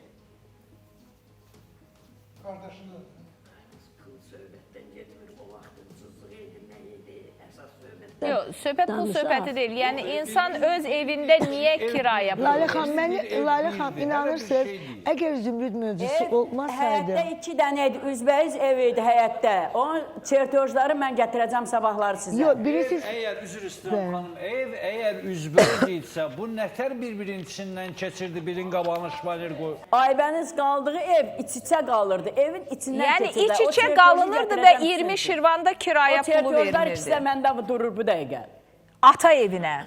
Mən Bax, dünən, mən aldığımız bircə ev dəqiqə, yoxdur, Lalə xanım. Fəridə xanım, mən dünən Aybəniz xanıma sual verirəm. Çünki Fəridə xanım bizə demişdi ki, gəlin Fəridə, bizə demişdi ki, bu məsələnin üstü açıldı, axşam yoldaşım gəldi evə, Aybənizi sorğu-suala tutdu. Aybəniz şələ küləsini yığışdırdı, yəni əşyalarını çıxdı, getdi. Xeyr, elə olmuyor. Xeyr, elə olmuyor. İndi mən gəlin Fəridə deyəni deyirəm. Mən də axşam Aybəniz xanımdan soruşdum ki, sən niyə həmin gecə ya sabahsı hər şeyini yığışdırıb çıxıb getmisən? O da mənə sual verdi ki, ora mənim atamın evidir. Mən niyə atamın evindən çıxıb getməliyəm ki? Düz deyib. O zaman niyə 20 Şirvan kiraya pul verir atasının evinə? Amma gəlin pul alırdı. Hələ ondan sonra qardaşı Şahin də o ev həyətdə qalırdı. Qardaşı Şahindən də o kiraya pul alırdı. Bir bacımdan yox, qardaşından da o kiraya pul alırdı. Ata evində. Mənim atamın evində, üzbəyiz həyətdə. Və sizdən kiraya alır. Qalıb orada. Ondan da pul alıb. Pulla saxlayıb onu. Xanım, siz həmin gün oradaydınız. Yəni bacınız yoxa çıxdığı gün... Yox, mən onda mikrorayonda yaşırdım. Siz rayonda yaşayırsınız. Mikrorayonda. Mikrorayonda yaşayırsınız. Ben necə bildiniz ki, bazı getdi, getmədi, həmin günü? O kirayə məsələsi nədir? Siz danışın, amma mən bircə dənə gəlin Fəridədən soruşum ki, siz həqiqətənmi kiraya pulu alırdınız onlardan? Mən bir söz deyə bilərəm, Lalə xanım. Cavab versin. Versin cavab. Lalə xanım. Bəli. Aybəniz 16-cı jekin həyətində bir Rus evində kirədə qalırdı. Mən onu gətirdim ki, kirə pulu vermə, gəl otur burada, pulunu yığ, özünə ev al. Yəni sizə kiraya vermirdi, elə mi? Mənə kirə pulu vermirdi, o da yoldaşımdan da, bu da yoldaşım burada soruşa bilərsən. Mən onu elə belə otuzdurdum ki, qoy pul yığsın, özünə ev alsın. Elə deyirdi, evim yoxdur, dedim, gəl otur, pulunu yığ. Deməli, heç bir dediyiniz iki Fəridə bir söz üst-üstə düşmür ki. Onu istəyirəm. Onu dediyin hamısı yalandır, o düzgün demir. O qalırdı şeydə, yataqxanada, niyə mən gəlməmişdən qabaq atası onlara ev alınmırdı? Niyə yataqxanada qalırdı? Niyə bacısı kirədə qalırdı? Ev alıb oturaydılar da, mən gələndən sonra evleşikli oldular, indi deyib biz almışıq. 88-də sən alın ev, 95-də də... Qızın məsələsi yalandır, Qızılı televizor aparıb vicdaniyada gizlədib bizə şər atmışdı Şahibəniz, bunlar götürüb. Özdə mənim oğlum 1-ci sinifə gedəndə, bu rəhmətli oğlum 1-ci sinifə gedən günüsü, onlar bizə şər atıb. Qardaşlarımı tutturdular, yoldaşımı da tutturmuş, şu qaynlarından əlbur olub evi uğrayıb. Beşmişlərini, neçə dənə bizə şər atıblar. Yalandan deyir, mən qaynatamın dibindən pul götürmüşəm, yalansa onun zəlil qalsın, qaynatamın, qaynanamın. Tamam, gəlin oğurluğu, doğruluğu bir qırağa biraz qoyaq, bir zümrüdlə, bəli. Şeyrəm, bilirsiniz, mən müşahidə eləyirəm, sanki zümrüd məsələsi olmasaydı, sanki deyərdim bir ailə gəlib, bir gəlinlə, gəlin Fəridənin bir şəxsi qərəz bir məsələlər var, onu aydınlatmağa. Misal üçün, anamız genə də deyir ki, Fəridə, gəlin, niyə orada oturub, gəlsin burada otursun. Ay anam, sən birinci sualı ver, birinci qızı var, hansının ki bacısı itib və ikinci qız var ki, hansı ki qaranlıq otağında oturub. Siz öz evinizdə, öz gözünüzdə belə böyük ağacı görmürsünüz. Gəlin birinci gündən bu verilişdə oturur, bütün suallara səlis, çox məntiqli cavab verir. Hanı gəlin? Çirbudu orada, amma sizin qızınız hanı?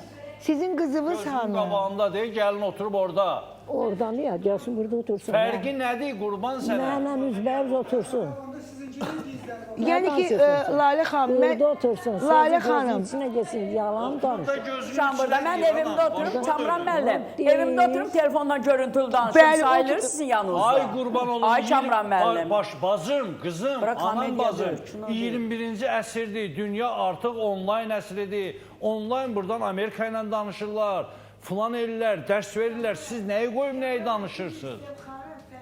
Burada Kamran müəllimin bacısı itməyib. Burada illərlə 35 il itən sizin bacınızdır.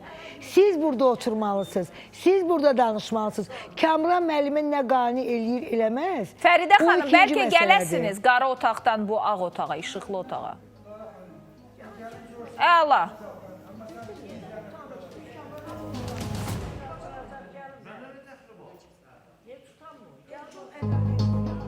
Buyurun, gəldi. Mən görmüşdüm, hamı da görmüş oldu. Mən həmişə uzağam. Mənim qardaşım Kamran müəllim bizə qardaşlıq eləməyib. Polisin yanında bizi təhqir eləyib. Evi yoldaş oğruq ilə, qayna oğruq ilə bizi təhqir eləyib. O bizim bu günləri, bax sizin yanınıza mən deyirəm ki, o çıxsın şeydə yenə yoldaşı deyəcək, bizi əzəcək. Ona görə bizim qardaşımız yoxdur. Bütün rayonumuz, kəndimiz bilir ki, o necədir. Olsun. Bu əzilmişi nəyə nəzəcəm mən? Nədir xanım? Yoldaş Allah. Xanım, əsl kişiyə yoldaş Allahdan əmanətdir. Bir qadın lazım deyil, mənə bacım lazımdır. Bəli, bacım lazımdır. Biz Zümrüd axtarırıq. Mənə bacım lazımdır. Gəlin Zümrüdün axtarışı ilə bağlı. Siz bacını axtarmaq peşində deyilsiniz. Bəli, mən... Bir dəqiqə. Ananız da, siz də, filan da bir... Hamınız düşmüşsünüz gəlinin üstünə. Gəlin evindən gedib. Ay qurban... Yox, amma bir söz də deyim də, amma bir söz də deyim, hər gün bu ananı bura gətirən də o bacıdır. Gətirir, çıx deyir, danış deyir, tapılsın deyir. Bu da var, bax mən bu tərəfində deməliyəm. Çünki biz hamımız, baxın biz... Yəni, bir söz deyim, mən indi başa düşürəm, mövzunun belə qaynar vaxtıdır. Vəfa xan, bircə dəqiqə, mən başa düşürəm, hamının da fikrin başa, hamıya da haqq verirəm. Onu da deyim. Amma mən burada bircə şey bilirəm. Kimin evladı kimin evindən itsə, o evdəkindən şübhələnəcəklər. Əksər adam gedəcəkdi, gəlindən yapışacaqdı ki, hanı mənim qızım? Yəni, bu çox normal bir yanaş. O evin gəlini yoxdur, o evin kişisi var. Başa düşürəm. Geçsinlər, düşsünlər qardaşlarının üstünə. Çox doğrudur. Gəlin Rus demişəm. Burada qardaş da kənardadır.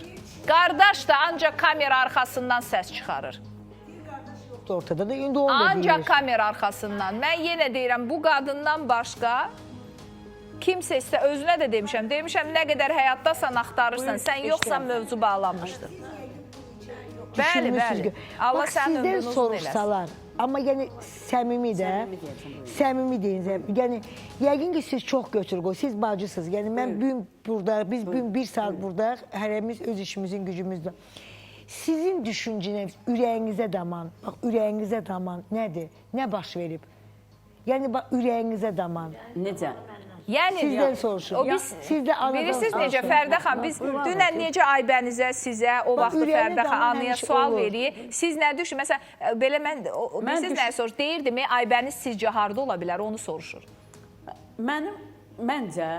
Zümrüd, mən Zümrüd. Zümrüd sağdır. Aha. Siz sağ olduğunu düşünürsünüz. Uzağı bir aya o çıxacaq. Ən uzağı. İnşallah. İnşallah. Mənim fikrim bunu deyir. Amma o gəlin söhbətinə gələndə, mən niyə görə gəlin nöqtəsində dururam? Bəzi şeylər var, Lalə xanıma danışdım. Nə olub, nə var? Bacımız nə idi? Bu nə hissiyyatdır o bir aya ortaya çıxmaq? Mən də həvəsləndim açığı. Hansı o duyğudur sizə bunu hiss edir? Mən hiss edirəm ki, siz onu uzağı bir aya çıxardacaqsınız, tapacaqsınız. Məsələn, mənim indi verəcəyim bir qədər sonra bir xəbər olacaq. Bilmirəm bu nə qədər sizə bu inancda daha möhkəm olmağı, yoxsa ümidi üzməyə səsləyəcək. Bax, bu da ayrı bir sualdır. Biz heç ümidimizi üzmürük.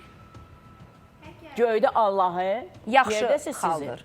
Yaxşı haldır. Yaxşı haldır. Ümidlə yaşamaq daha gözəl deyil. Yaxşı haldır.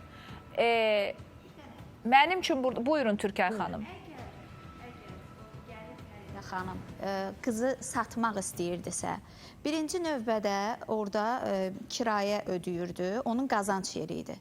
Yəni qaldığı vaxtda daha çox qazana bilərdi, nəinki satdığı puldan, düzdür? Eyni zamanda əgər satırdısa, sizin fikrinizi aydınlıq gətirmək istəyirəm. Elə orada qalan qızı satardı. Bir həftəyə gedən qızı niyə satırdı ki? Elə orada Aybəniz yaşayırdı, onu satardı. Yəni belə bir fikriniz varsa, onu niyə satmayıb sizcə? Sırf Zümrüdü satıb, həm də müalicəsinin 9-cu günündə, yəni müalicə də elətdirib onu. Mən sizə bir söz deyim. Siz hardan bilirsiniz ki, ona nələr deməyib? Biz də çaşqınlıq ona içində görə gəlib çıxır ki, o satıb demirəm. Ona görə o satıb demirəm. Çox yaxşı ki, Ağabikana bura gəldi, hər şey təzdəndən başlayıb. Bax, mən demirəm satıb. O kiməsə verə bilər, ailə qurmaq üçün verir, amma izi itirib. İzi niyə itirib? Desin səbəbin. Ailəni belə düşünməyə, bax bunu da vurğuluyum, ailəni belə düşünməyə vadar edən bir səbəb də gəlin Fəridənin qohumlarının Türkmənistanda olmasıdır. Ona görə düşünürlər ki, Türkmənistanla bir əlaqəsi var, qohumları var, ola bilər hansısa yolla Zümrüd də ailə qurulacaq yaşda olub, hansısa bir maraq, bu maddi də ola bilər, mənəvi də ola bilər, ona görə Türkmənistan tərəfə göndərilib. Ailə kino çəkir. Aybənizlə Zümrüdün arasında problem var idi, onların arası soyuq idi. Niyə demirdi bugünə kimi? Orada bir düymə belə düşsə bizim üçün çox önəmlidir. Hansı ki, onların arasında olan mübahisə və sizin bir yerdə çörək yeməyiniz, hər dəfə deyirdiniz ki, çörək yeməyə onu gözləyirdim. Deməli, onunla həqiqətən də aranızda problem olmayıb və Zümrüdlə münasibətiniz daha yaxşı olub ki, çörəyinizi onunla bir yerdə yemişsiniz. Amma Aybənizlə Zümrüdün arasında olan problemi heç indiyə kimi siz demirdiniz. Bəlkə gəlin Fəridə xanım, daha aydınlaşdırmaq üçün hər şeyi xırdalığına qədər deyəsiniz ki, bizə çox aydın olsun. Mən hər dəfə ona təklif edirəm ki, biraz aydın da, hətta bu dəfə başqa bir təklif də edirəm. Artıq bacı Fəridə ortada, indi gəlin Fəridə qalır. O da gəlsin, qardaş da gəlsin. Bilirsinizmi, bunun tam açılması üçün hamı danışadır. Mən həmişə nə deyirəm? Qarşı tərəflər ortada olsun, məsələ açılsın. Bir-birinin iddiamı nəticəsində məsələnin kökünə varaq. Amma biz burada, çox üzr istəyirəm Kəmran bəy, biz burada günahkar axtarmırıq. Mən bu dəqiqə yalan doğru, yəni mənim yalan detektorum var. Bunu hər kəs bilir. Onu bura gətirə bilərəm. Yalan detektorunu qoyaram. Özü bilirsiniz də 99% doğru deyir. Bir çox şeyi də öyrənərəm. Mənim ona görə bu dəqiqə yalan, yanlış, doğru, düz axtarışım yoxdur. Zümrüd axtarıram, vəssalam. Zümrüdü axtarıram. Zümrüdü tapmaq istəyirəm, sağ tapmaq istəyirəm özdə. Onların sözləridir. Bizə mayaq onların sözləridir. Danışmaq lazımdır. İndi mən okey, qoşulmuşdum Kəmran bəyə, Vəfa xanıma. Mən də deyirdim, bəli, gəlin, neçə vaxtdır birbaşa bağlantıdadır bizimlə. Amma verirmi bizə ox istiqamətləri? Mən də hər gün burada otururam. Amma aslıdır mən nə qədər məhsuldaram, nə qədər faydam toxunur. Yəni, həqiqətən bu belədir. O da həqiqət var. Bəli, Fəridə xanım. Var. Telefon arxasında danışır. Biri var, üzü oturub danışanda, hansısa bir hisslər onda çaşqınlığı gətirib düzgünlüyə çıxardır. Razıyam bununla. Amma gəlcinən ki, telefon arxasında mən oturub danışıram, mən sizlə üzbəyiz oturmamışam, mən canlı oturmamışam. Mən də sizə cavab vereyim. Buyurun. Mən də onu deyim sizə ki, sizin dediyiniz şey mənim 2 həftədir beynimdədir. Hərdən burada kimsə nəsə deyəndə, hətta Fəridə xanımın özü də bilmədən, mən Fəridə xanımın gözlərin bəbəyinə baxıram ki, onun gözün bəbəyində nə dəyişir. Mən də uşaq deyirəm. Mən də göydən zəmbillə düşməmişəm. Mən onun hisslərinə baxıram, halına baxıram, mən onun rahatlığına baxıram. O deyir, mənim evimdir. Məsələn, sizin atanızın evidirsə, niyə siz bura pul verirsiniz, kirayə pulu? Məsələn, onun evidirsə, siz niyə demirsiniz ki, onun evidir? Ətraflı danışmaq istəmirəm, qısa deyəcəm. Bu bizim kəndə bunlar qaçqın gəlib. Bunu kənd sovetində var. Mən kənd sovetindən getmişəm, çıxartdırmışam, o vaxt bizi məhkəməyə verdi. Qız itəndən 2-3 il sonra bizim evdə uğruq oldu. Bizi ilə əlaqə bağlandı. Bax, Lalə xanımla necə oturmuşam, pəncərəmiz belədir. Buradan ora biz keçmirdik, atam gəlirdi, oradan ora atam keçmirdi. Atam o öz aldığı evə keçmirdi. O evi atam öz pulu ilə alıb. Onlar qaçqın gəlmişdi bizim kəndə. Toy oldu avqust ayında, 88-in. Sentyabr, oktyabr aylarında da atam o evi aldı qardaşım üçün. Amma bir şeylə ki, gəlin atası burada JEK müdürlə danışmışdı, onun əli ilə alındı, pulusa mənim atam verdi. Yəni, ona görə də atanızın evi. Bir də indi tamaşaçımız o qədər diqqətlidir, zəng eləyir, deyir ki, o vaxtda rublidir pul vahidi olaraq. Hə, rublidir, 300 rubla. Bəli. 3000 aldıq onda. Əlbəttə pul idi, pul həmişə puldur. Necə? Niyə aldığınız atanızın evini kiraya pulu verirdiniz? Bilirsiniz, bilirsiniz necə ki, o kiraya ev saxlamaq istəyirdi, ev dolanmağa görə.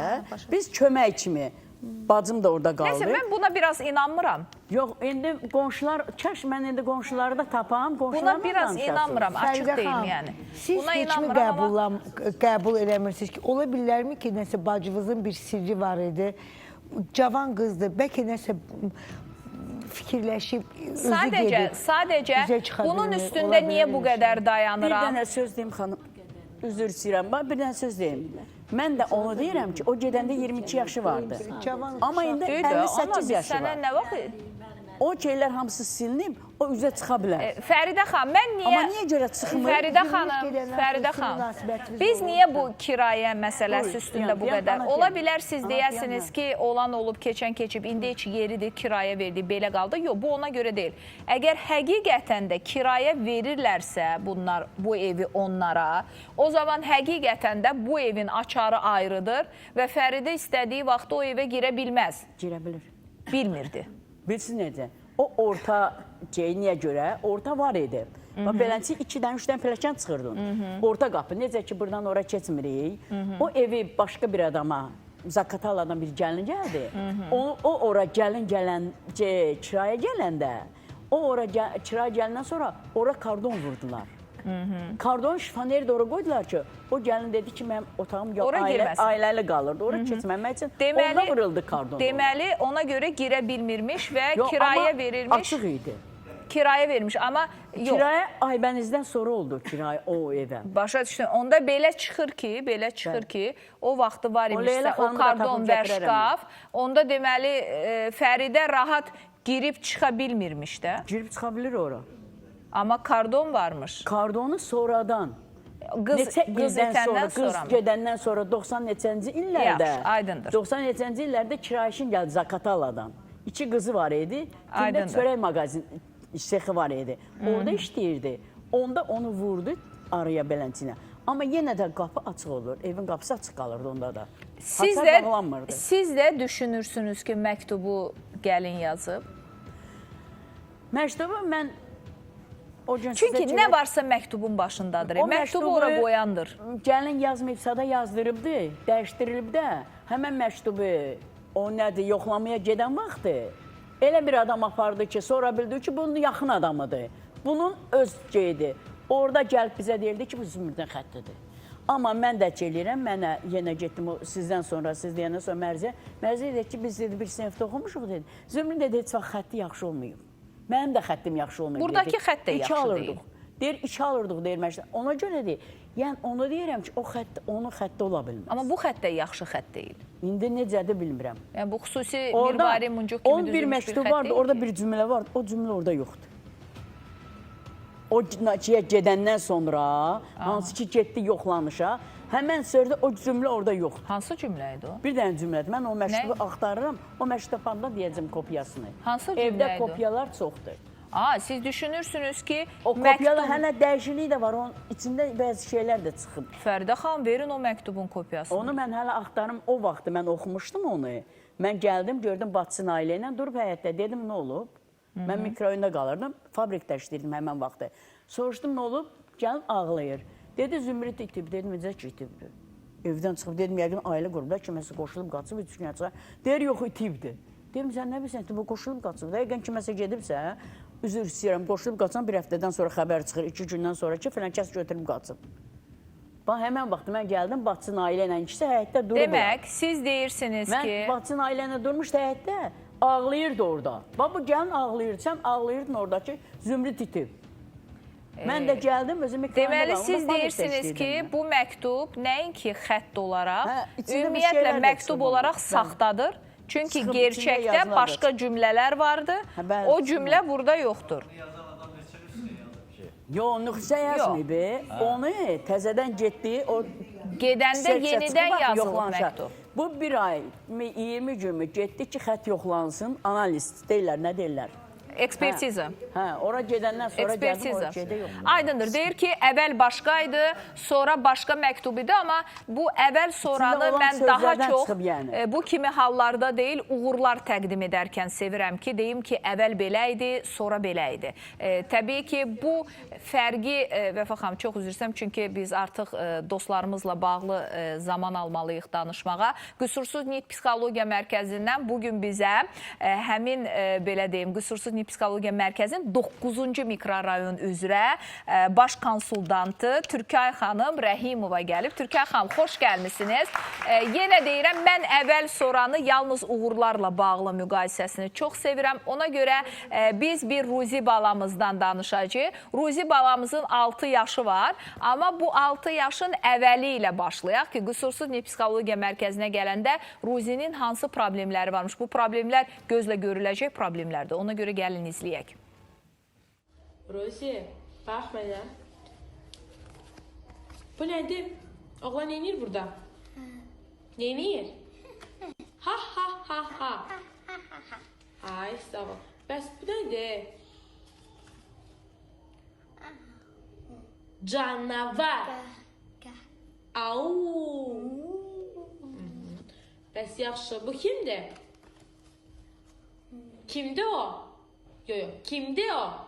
Qaqaş. Ayşə, qaqaş neyniyir? Sakit. Aha, ver mənə. Aferin. Gəl baxaq görək, bu kimdir? Al. Kimdir o? Qaqaş. Düşündüm ki, 6 yaşında heç nə danışa bilməyən, hətta hecanı birləşdirib söz deyə bilməyən, təqlid ümumiyyətlə yox və həqiqətən, amma elə onu danışa bilməməsən böyük problemdir.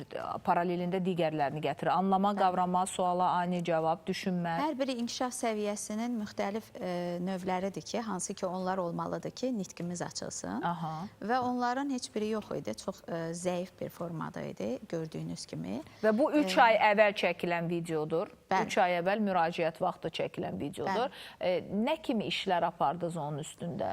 Onun üzərində həm psixopedaqoji iş aparılıb, eyni zamanda duyu mütəxəssislərimiz işləyib və artıq logopedlərimiz də başlayıb. Çünki biz ilk müraciətdə həmən logopedə yazmırıq. Hətta valideynlərin Esmira xanımın özünün ixtisası logopediya olduğu üçün, hər zaman belə danışdığı üçün ona güvənib gələn valideynlər deyirlər ki, biz logoped istəyirik, amma biz ilkin müayinədə uşağın nitqinin hazır olmadığını görürük və nə qədər israr etsələr belə biz yalana onu logopedə salmaq istəmirik təbii ki. Birinci psixopedaqoji iş gedir, duysal iş gedir və uşağın artıq nitqə hazır olduqda, onun təqlidləri başladıqda, anlama qavraması inkişaf etdikdə artıq biz onu logopedə yönləndiririk.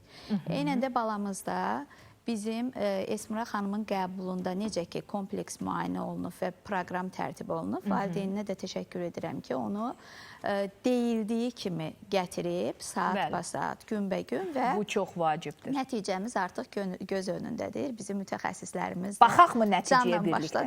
Gəlin baxaq bəli. Nəticəyə, nə dəyişiklik olub?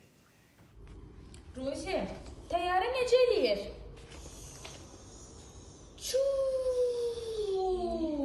Ay, sağ ol, aferin sənə. Bəs it necə eləyir? Ay, sağ ol. Bu hansı heyvandır? Ay, sağ ol, inək. Əlasan. Bəs bu nədir? Aferin sənə, su. Su necə eləyir? Əlasan. Bəs bu kimdir? Bu kimdir? Bu kimdir? Qaqaş. Qaqaş neyniyir? Ay, sağ ol. Bəs bu kimdir? Aferin sənə, qaqaş əlasan. Qaqaş neyini yer?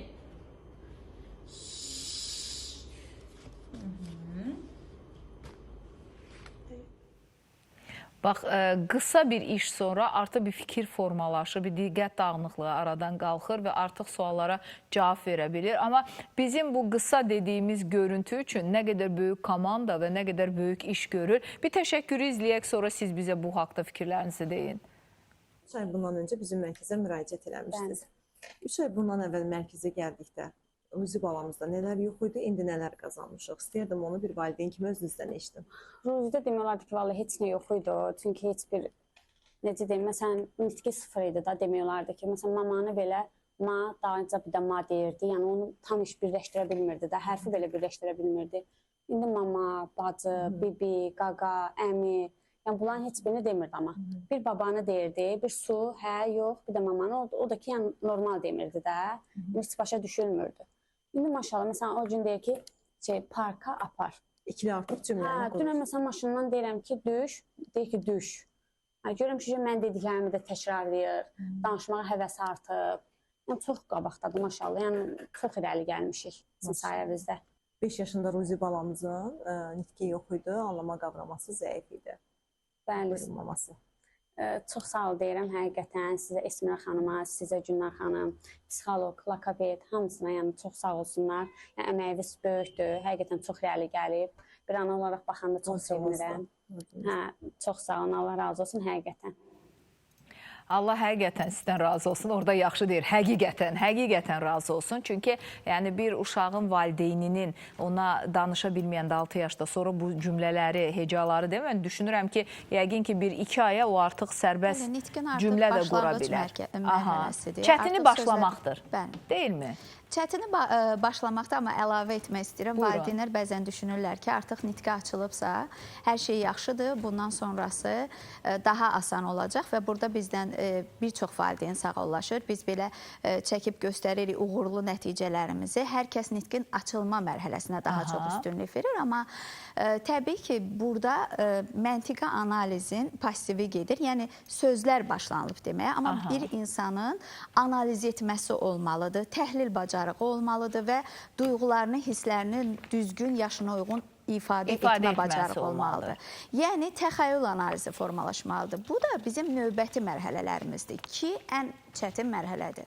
Çünki biz hər zaman deyirik ki, uşaqların eşitmə qüsuru yoxdursa, yəni lal-kar deyilsə, belə kobud dildə desək, o onsuz da dilə açılacaq. Amma ona bir təkan lazım idi, düzdür. Biz o təkanı etdik, biz onu açdıq. Amma bizim əsas işimiz müəssisə olaraq multidisiplinar, kompleks şəkildə onu işləməkdir ki, onun analizi inkişaf etsin, yaşına uyğun inkişaf etsin o uşaq. Yəni, əsas işimiz hələ qarşıdadır. Bu bizim böyük bir uğurumuzdur. Bu valideyn üçün böyükdür. Bizim üçün isə ilkin mərhələ etapdır və önümüzdə uzun bir yol var. Təbii ki, çox böyük uğurdur. Mən buna görə təşəkkür edirəm sizə. Uğurlar arzulayıram və xahiş edirəm ki, o cümlələr quranda təkrar biz bu görüntüləri təqdim edək və göstərək ki, hardan hara gəlmək mümkündür. Sağlam düşüncə tərzində yaşına uyğun formalaşması. Qüsursuz Nitq Psixologiya Mərkəzinə müraciət edə bilərsiniz bu kimi hallarda. Yenə deyirəm, Esmira xanım hal-hazırda İzmirdə qəbullardadır, gəlsin Moskvaya gələcək, Moskvadan Sankt-Peterburqa gələcək və çalışırıq ki, xaricdə yaşayan Azərbaycanlılara və xarici vətəndaşlara da xidmət göstərə bilək. Deyilən kimi mərhələli şəkildə bir proqram həyata keçirirlər. Biz də elə proqramımızı mərhələli şəkildə həyata keçiririk. Hal-hazırda biz tərəfdaşlara təşəkkür etməliyik. Bu mərhələyə gəlib çıxmışıq. Predoya təşəkkür edirik. Predo təsir dairəsinin baş sponsorudur. Predonun bir məqsədi var ki, valideynlər də rahat olsun, körpələr də rahat olsun. Onlar istehsal edir, biz də alıb istifadə edək. Uşaqlarınız üçün Predo alın. Bir market tətbiqindən bunu rahatlıqla edə bilərsiniz. Çünki həm çeşidlər, həm məhsul, həm qiymət, həm endirimlər hər biri var. Və təbii ki, uşaqlar da öz rahatlıqları təmin olunandan sonra onlara nə qalır deyib, gülüb, əylənib, qaçdı tutdu oynamaq. Biz isə artıq böyüyəndən sonra bəzi oyunlardan uzaq olub reallığa köklənirik. Reallıq var. Nevrologiya sahəsində Jalə Qarayeva adı var və həkimimiz uğurlu nəticələri ilə tanınır və siz də bu reallığın bir parçası olun, sağlamlığınıza qovuşun deyirəm. Jalə Qarayeva 23, 24, 25 iyul tarixlərində əziz Gəncəmiz, Gəncə ətrafı bölgələr, Gəncə basar. Hər biriniz dəvətlisiniz. Gəlin, yenə deyirəm, bizim oyun oynayan yaşımız keçib. Biz bilirik ki, nevroloji problem varsa güclü nevroloqun mütləq olmalıdır. Jalə xanıma müraciət edə bilərsiniz. 050-363-1002 nömrəsindən əsəb, nevroz, panik atak, depressiya, baş ağrısı, migren, baş gicələməsi, yuxu pozuntusu, yaddaş problemi, insult, epilepsiya, balacalarımızdakı yaddaş və qavrama kimi problemlərdə də siz yenə də Jalə xanıma müraciət edə bilərsiniz. Bir daha xatırladıram, 23, 24, 25 iyul 3 gün ardarda Gəncədədir. Günay Əliyeva isə həftənin istənilən günü Bazar Xaric Miyopiya Lazer Mərkəzindədir. Səhər saatlarından müayinə, müalicə,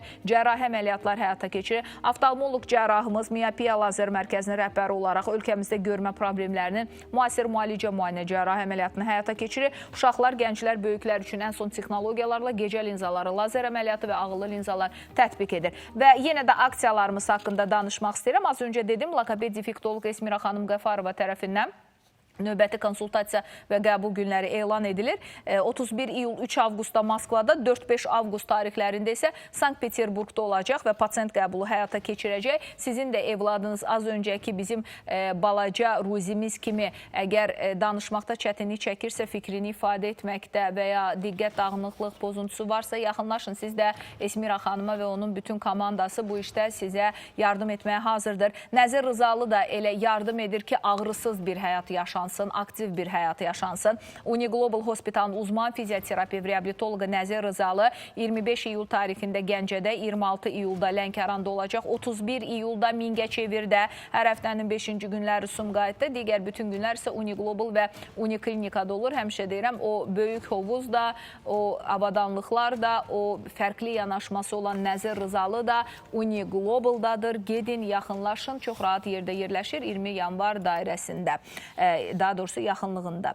İlyas Həsənova təşəkkür edirik. Azərbaycan Tibb Universiteti Tədris Terapevtik Klinikasının İnvaziv Ürək və Damar Mərkəzinin rəhbəri, tibb üzrə fəlsəfə doktoru, invaziv radioloq İlyas Həsənov ödənişsiz aksiya müddətini iyul və avqust ayına qədər uzadır və siz bu aksiya çərçivəsində kardioloq müayinəsindən, EKG müayinəsindən, damarların ultrasəs Doppler müayinəsindən, həkim konsultasiyasından tamamilə ödənişsiz yararlana bilərsiniz, dəyərli izləyicilərimiz. Sağlam olun deyirik. Həmişə damarla, ürəklə bağlı heç bir probleminiz olmasın və sabaha da gözləməyin, çünki 24 saat çalışır bu mərkəz. Kənan Qarayev uşaqların həkimidir, pediatrlarıdır. Uşaqlardakı boy çəki geriliyi, iştahsızlıq, qəbizlik, uzun müddətli öskürək, tez-tez xəstələnmə, periodik qızdırma ilə bağlı müraciət edə bilərsiniz. 18 iyulda Tovuzda, 19 iyulda Gəncədə, 26 iyulda Şəkidə olacaq. Uşaqlarda kanadan qəbə bu çanaçıqlar, ortopedik əməliyyat, yastı pəncəli, əyri pəncəli, endoprotezlərlə bağlı siz vüqar mürşidliyə müraciət edə bilərsiniz. Sizin gəliş imkanınız yoxdursa, travmatoloq ortopedimiz özü 25 iyul tarixində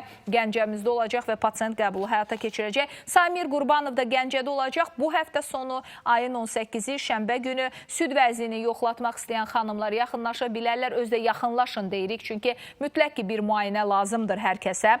18 iyul Gəncə Şans Klinikasındadır Samir Qurbanov. Xoşbəxt xəstəli şişlərin effektiv cərrahi müalicəsi, estetik onkoplastik, rekonstruktiv əməliyyatlar, fərdi yanaşma və yüksək ixtisaslı tibbi xidmət göstərəcək sizə. Günay Rəhimovaya təşəkkür edirik. Günay Rəhimova ürəyimizin həkimidir. Ürəyindən şikayət olan hər kəs, yenə deyirəm, yayda daha çox olur ürək sıxıntıları, ağrıları, problemləri. Rahatlıqla müraciət edib bunlara son qoya bilərsiniz. Həkimimiz lazım olarsa, ablasiya əməliyyatları lazım olarsa ürək cihaz taxılmasını icbari tibbi sığorta əsasında, yəni tamamilə ödənişsiz olaraq sizin üçün həyata keçirəcək. Ürəyiniz bir daha deyirəm, hər zaman sağlam döyünsün və şübhələrdən uzaq olsun. Ürəyi çürüdən, yeyən, bitirən elə beyni də şübhə olur. Burada isə böyük şübhələr var və hər tərəfdən var. Bizim indi qısa bir reklam fasiləmiz var. Geri dönək, yenə də danışaq. Məncə danışdıqca çox məqam aydınlıq gələcək.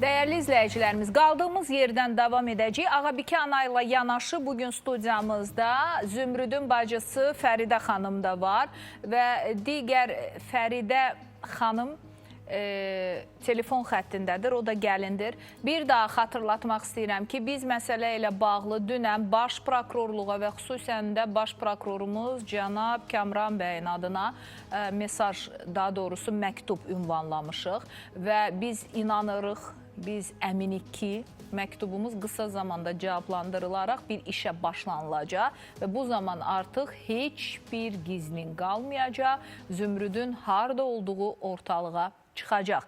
Biz isə bununla bağlı Türkmənistanda bilirsiniz ki, bir böyük axtarış həyata keçirirdik. Türkmənistandan bizə artıq zəng gəlibdir və ümumiyyətlə belə bir qeydiyyatın olunmadığı deyilibdir. Digər tərəfdən mən demişdim ki, biz bir bağlantı həyata keçirəcəyik. Ola bilər ki, bu bağlantını sabah gerçəkləşdirim. Çünki Natella xanımgil hazırdır, amma hələ ki Nailəyə biz bir bağlantı yarada bilmirik. Mən bir daha Türkmənistanda, bax bu xanımların belə tapılmasında, bu məlumatların toplanılmasında bizə yaxından kömək edən Ayna xanıma, digər tərəfdən Çingiz müəllim var. Çingiz müəllim, onun oğul balasına buradan xüsusi minnətdarlığımızı bildiririk. Allah sizdən yerlə göy qədər razı olsun ki, siz bu işə bu qədər can yandırırsınız və ürək qoyursunuz. Bax, Ağabikə ana da qoşulur buna. Çünki əsas ona yardım edirsiniz siz həm də və siz əsl Azərbaycanlısınız. Mən bunu sadəcə demək istəyirəm. Amma biz yarım qaldığımız yerdən davam edək. Vəfa xanım, siz nəsə demək istəyirdiniz, sponsor mətni girdi, yarım qaldı. Nəyi deyirdiniz? Mən onu demək istəyərdim ki, yəni mən görürəm ki, bax biz başlayırıq Zümrüddən, ailə həmən dönür gəlinə. Biz başlayırıq. Yəni, bilirsiniz, sualım da belədir ki, mən görürəm ki, bu ailənin, anamızın, bacısının dərdi və çox dərindədir, çox böyükdür. Sualım odur ki, siz bu 35 il keçib, bunu siz o vaxtı niyə demədiniz, bir il keçdi niyə demədiniz, niyə bunu adiyyatlı orqanlarına bu şübhələrinizi eləmişsinizmi, nə cavablar almışsınız? Cavablar hamısında, izahatların hamısında, Fəridə xanım, hamısında ayrı-ayrı izahat, 3 dəfə izahat alırlar, üçündə də başqa cür izahat verilir. Fəridə xanım razıdır mı, Lalə xanım, sizin dəvətinizlə studiyaya gəlsin? Studiyada otursun, cəmatın içində. Düşünürəm ki, razı olar, amma yenə də bir oturmaq tamam başqadır. Fəridə xanım, gələ bilərsinizmi bura? Yox. Yoldaşım qoymur. Yoldaşınız qoymur. Bəli. Çünki niyə? Burada yoldaşınızın 86 yaşında anası və bacısı əyləşib. Yoldaşınız nə deyib qoymur? Və digər bacısını da axtarırıq. Görmədin, deyir, qardaşımız yoxdur, onlar qardaşlarını saymırlar. Deyirlər, mənim yoldaşımın adı sanı var, kətdə. Bütün qohul əqrəblərin yanında adı sanı hörməti var. Deyir, kətdə hörməti. Kətdə hörməti olmayıb olardır. Baxın. Şansdır ki, gəlib bu ailənin dediklərini təqzib edəsiniz. Bax, burada mən razıyam xanımla ki, Fəridə xanımla ki, bəli, qardaş da, burada qardaşdır, bacılı, düşünməliyik ki, anamızın da xətrinə üzr istəyirəm. Amma bir 5 il, 10 il ömrü qalıbsa, anamın gününü, həyatın sonunu bir sevinclə bir dolduraq. Yəni, yox, qardaşlığın o yox deməyə sözü də bir, ümumiyyətlə bu ailədə bir bağlar görmürəm mən. Mən son verim sizə. Ona da, sizə də, anıya da, oradan eşdən qardaşa da. Amma cavabınızı gözləməyəcəm. Mənə maraqlı deyil cavabı. Bu nə həyatlı yaşayırsınız? Bu həyatı denən sizə kim yaşadır belə? Yox, mənə maraqlı deyil. Mənə yaşadanlardan soruşmaq lazım. Niyə belə həyat yaşadırsan? Ay bacım, sən onun dalınca, o sənin dalınca, bu onun dalınca, o bunun dalınca. Nə ləzzət gördünüz bu həyatdan? Siz bilsiniz. Fəridə xanım. Əgərlər o kinoya çəkilsəydi o, həmən filmə çəkilsəydi, kriminal aləm oyanda yalan olar. Xanım, mənim həyatımda o qədər şeylər baş verib ki, hamısından uzaqlaşmışam. Nə həyat? Fəridə xanım, açarlardan biri sizsiniz.